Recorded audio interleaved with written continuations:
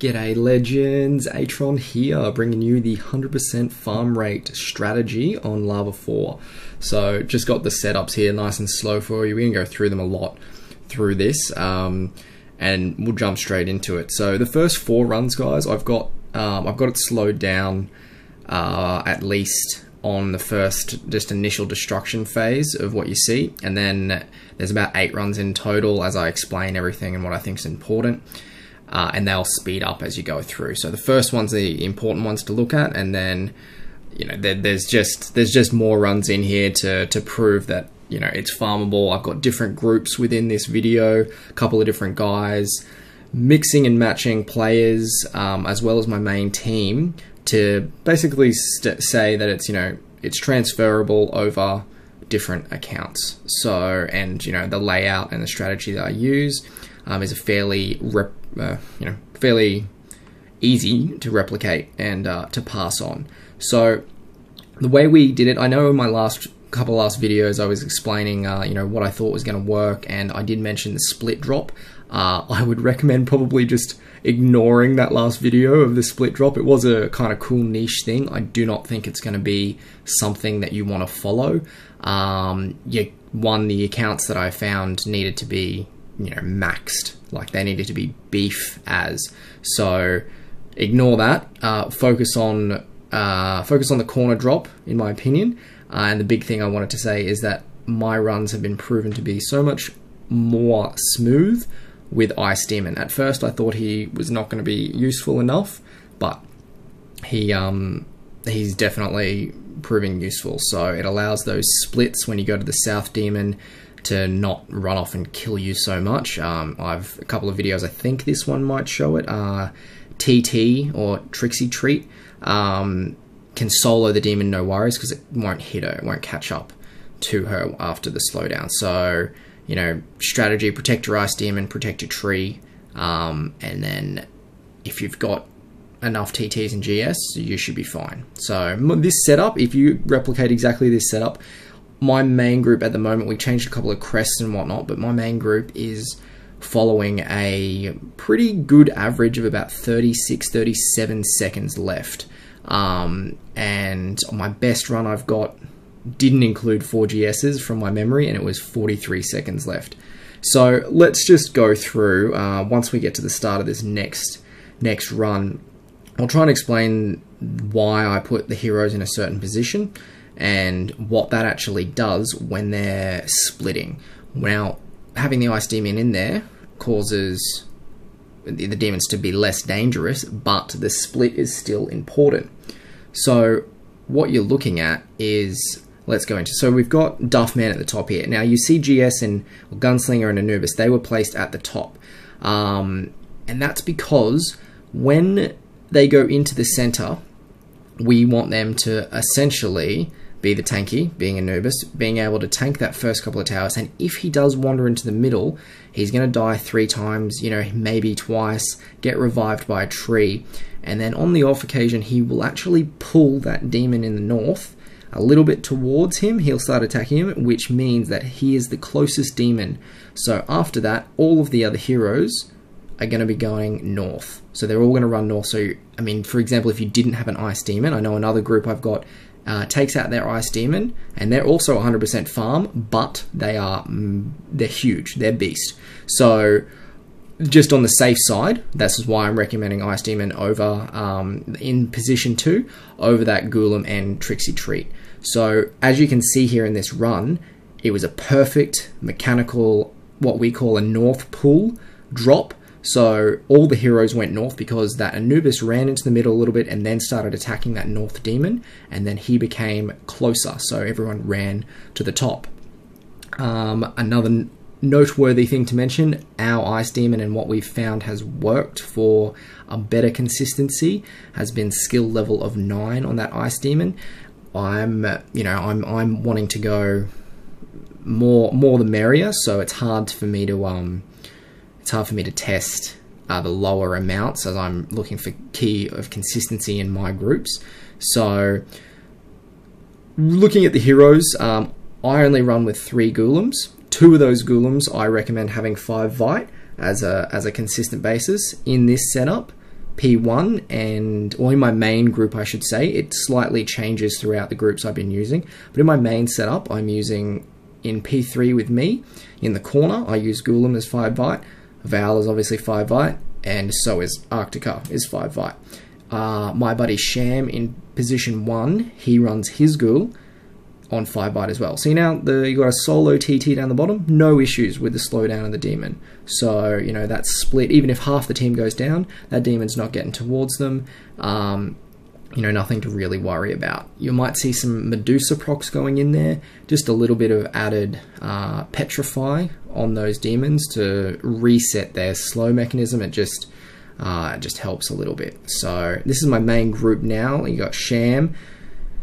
So, and then we've got Bump, and then Bump's group, Bump's heroes, actually, when he clicks on them, none of them are enchanted. I think one of them is enchanted, and so, you know, you look at all those summons pets, which I recommend everything to have summons pet, everything to have, I'll actually go through the pets in a second, but summons and slowdown crests are, you know, better, but to be honest, I got a group that just runs pure revive crests, just to keep alive. If you've got gunslingers and Trixie treats, you're probably going to be okay. You add that ice demon in, you can barely be touched so long as your heroes are staying alive, which is why 5 Vite Ghoulems, at least one. If you only have one 5 Vite set, highly recommend putting it on a Ghoulem. Do not put it on the Anubis, put it on the Ghoulem, because your heroes need to stay alive at that first initial part. After that, it's fine. So, you know, after that, the demons, if you're staying alive and all the other heroes are alive, you're going to pass it, no stress. So, you know, a minute left to do a demon, easy done. You know, piece of cake if all your heroes are alive. And you can see throughout this video that barely any of my heroes are dying. It's very rare that they're going to get hit. So this is another group I just jumped in with, guys. Just part of a chat that we made up full of a bunch of guys to do some data collecting, which I've been able to, you know, help out and create this video based on a couple of the guys there. So a big shout out to all of those legends, especially Sham and the biggest D, Davy, along with Jez. They've been helping quite a lot with different groups and been able to give me some data. So big thanks to them, absolutely. Plus they're, you know, 2/3 Australian. So definitely helps out to be in the kudos points for being Aussie. But yeah, that's another example here. Perfect mechanism. Everyone goes north, everyone goes east, and then everyone goes south. So that's the best outcome you're going to be asked for. Look, there was 1 minute and 10 seconds left on that demon.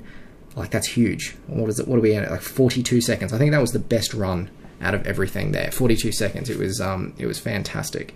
So what's pets? Now pets, I highly recommend three pets that are a must, I think, is the elephant, Chickaboom, and Angie. So you know, the mini angel thing that heals you. Those 3 are essential.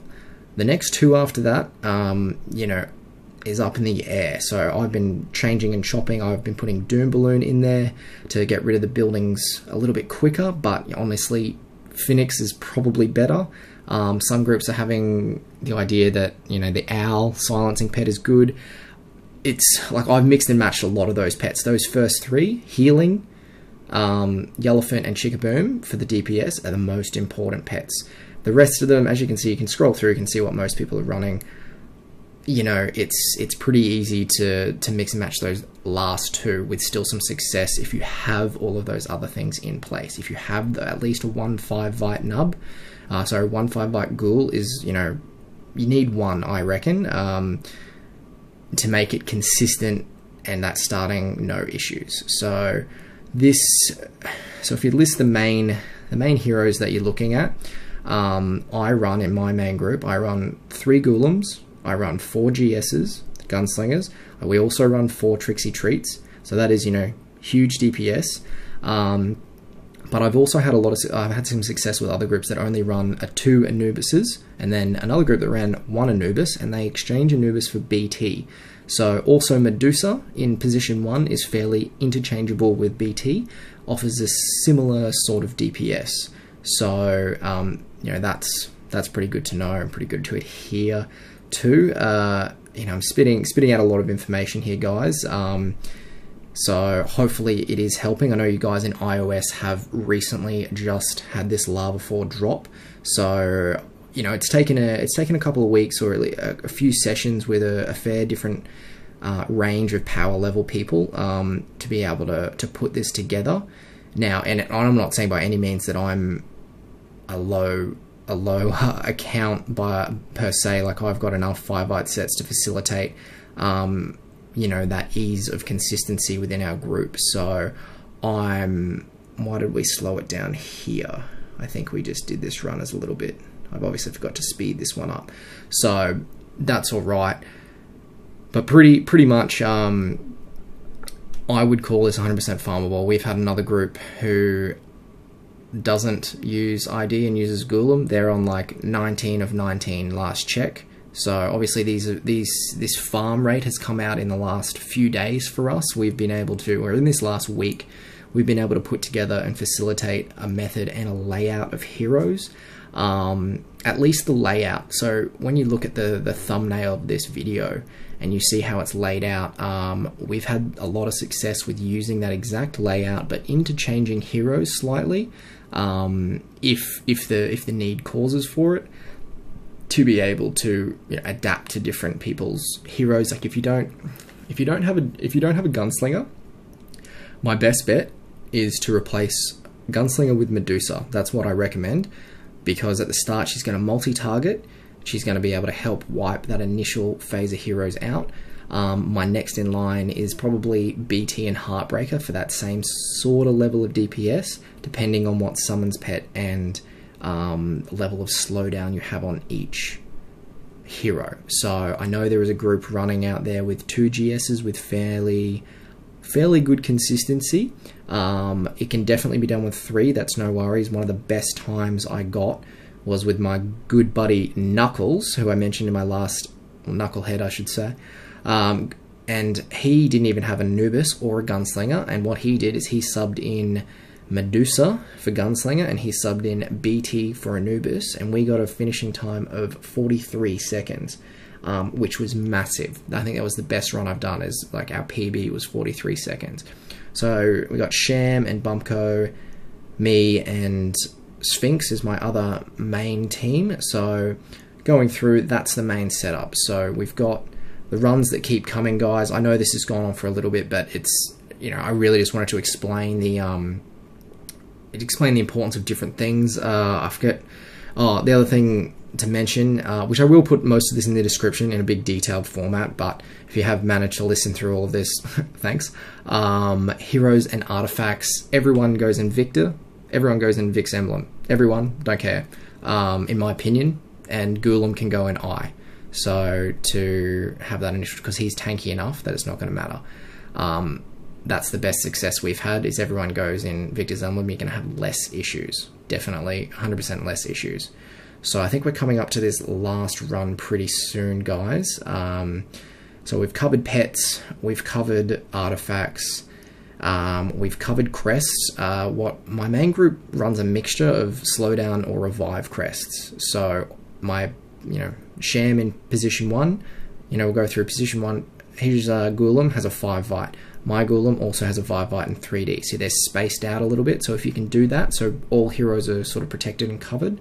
I find that position 4 is less important, because all of the heroes, PD and Anubis, at least the melee ones, are going to run around that wall, and they're going to get boosted in energy by Val or Tina Valentina. So that's what it is. I will link all of this stuff in the description, guys. I'll do a big detailed outlay for it as well. Thanks for tuning in. I know it was a bit of a long video and a bit of an overhaul. Any questions, find me online. Easy done.